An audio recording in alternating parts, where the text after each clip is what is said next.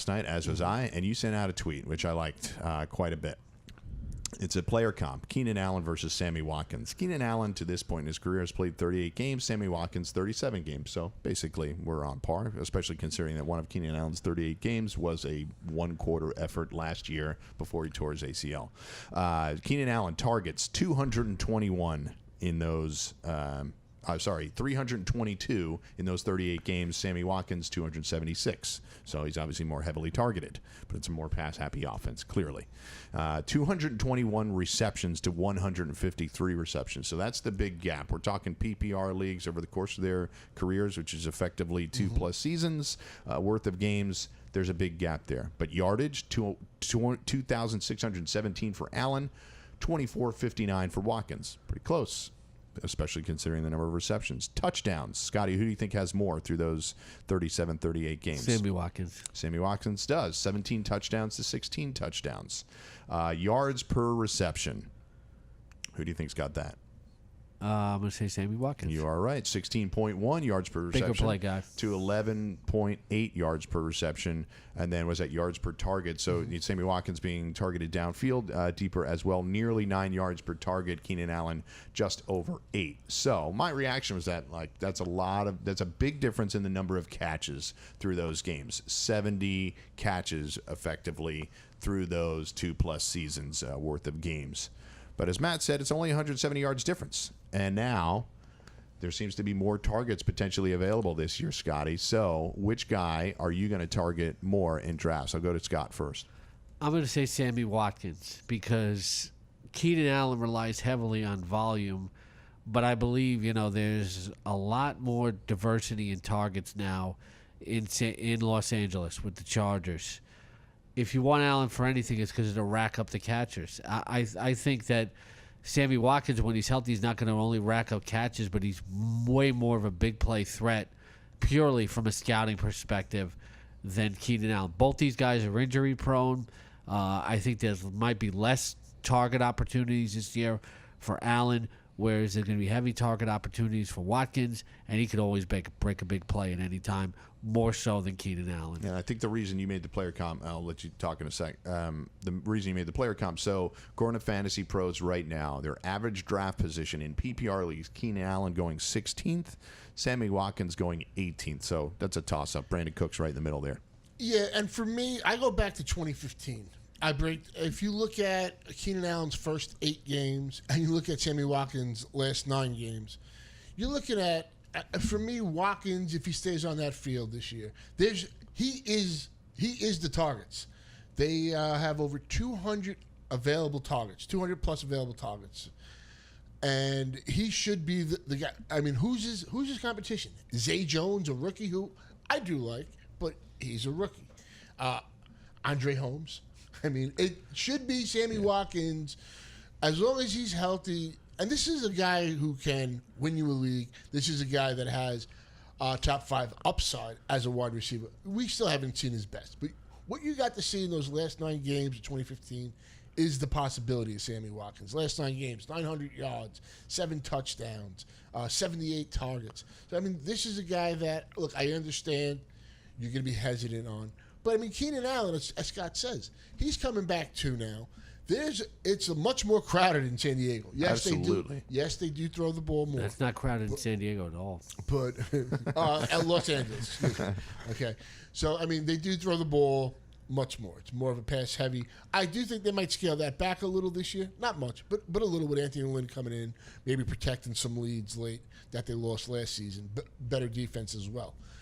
And so I'm going to look at that. I'm going to look at the guy that has this wealth of targets sitting out there, this tremendous talent. And for me, it's Sammy Watkins that I'm going to go. People are going to say I'm a Bills fan, I'm a homer. That's not the case here. I don't care. When it comes to fantasy, if I'm putting money up, I want the guy. I want the best player available, the guy that I think is going to help me win. I'm not dogging Keenan Allen. I just also, for him, like I said, I'm looking at the situation. I'm looking at a guy like Terrell Williams who's stepping up. I know Mike Williams might start on the PUP list, but he's there. Hunter Henry emerging. You still got Antonio Gates living there, hanging around. Both teams have bell cow running backs, first round worthy running backs in Melvin Gordon and LaShawn McCoy. To Matt's point about the depth chart in San Diego, not only do you have Melvin Gordon, you obviously have a guy that's building a Hall of Fame career in Phillip Rivers. Two tight ends in Antonio Gates and Hunter Henry that have a certain amount of value. People like Henry more than Gates this year, obviously, for obvious reasons. Gates is a year older and constantly injured. And then we have the depth chart. We struggled yesterday, and we're talking on the Fantasy Football Frenzy, of really figuring out how is Mike Williams, this first-round pick, rookie, top 10 pick, how is he really going to slot in? Because he's already injured, and you already have a depth chart that includes Keenan Allen, who's coming back off the ACL. You have Travis Benjamin, who was a big play guy last year. Dontrell Inman, who is like a super waiver wire pickup every year now. He was kind of one of the most improved players last year, too. I mean, no doubt. Devontae Adams was the most improved player in the NFL, but Inman did improve his game a lot, too. And then Tyrell Williams as well, Scott. So there is a lot more to fight for Keenan Allen, even if he's the lead dog in that receiving corps. Yeah, it's crowded, though, and you know, there's guys that could play different roles. They're bringing in Mike Williams. I think ideally they would like to have a healthy Keenan Allen as the PPR guy, and for Mike Williams to complement him as more of a big play, red zone, Alshon Jeffrey kind of guy, makes spectacular catches, maybe even a little more talented than Jeffrey, I think. They got different. You got Travis Benjamin. You can whip him out of the slot and send him downfield. We even saw when he was playing with Manziel. You know, that's a guy that you can throw a deep bomb to. This is going to be a very diverse offense, and I think it might drive you crazy from week to week. Yeah, Mike Williams to me this year is like that stash and cash kind of player. He's a guy maybe he turns into like the Hunter Henry, where he's more valuable in the red zone, catches some touchdowns. Maybe later on in the year, somebody that, you know, right now I'm not going out of my way to draft, but at some point, maybe if you're in a 20-round draft, you get him later on, you stash him or something like that. I think Mike Williams is going to be a tough guy to figure out exactly what he's going to do this year. If you're in keeper leagues or dynasty leagues, which are leagues where you keep every single player, I think he's the guy that you absolutely can look to long term. The only thing that I found curious about the strategy from the Chargers is that they backed. This is effectively, in my mind, Keenan Allen insurance. Well, the other thing too with Keenan Allen, but they backed up Keenan Allen with a guy has an injury history. He was often injured at Clemson. That he was. But the thing with Keenan, maybe they scale back his targets a little too, just to keep him fresh throughout the season as well. Yeah, you know. I think you're right. And Scott, to Matt's point earlier about the depth chart in Buffalo, you know, Zay Jones, he's a rookie, along with Sammy Watkins, Andre Holmes, Philly Brown. You gotta love that signing. Jeremy Butler, Walter Powell. I mean, their first round draft pick they traded out. I really wish Jeremy Maclin would have been signed.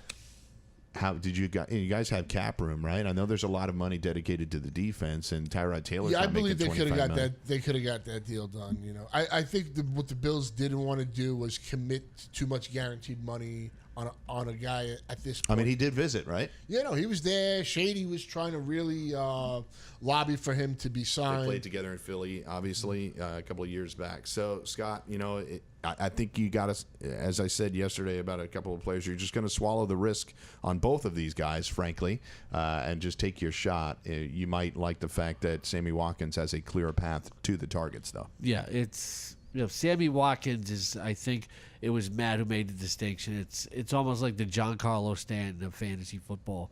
You know what he's going to do when he's healthy, but you know what, though? Vic Carucci, who has covered that team for years and has been an NFL insider for years, he put some of it on Watkins. He says, you know, he needs to train better in the offseason and take better care of his body.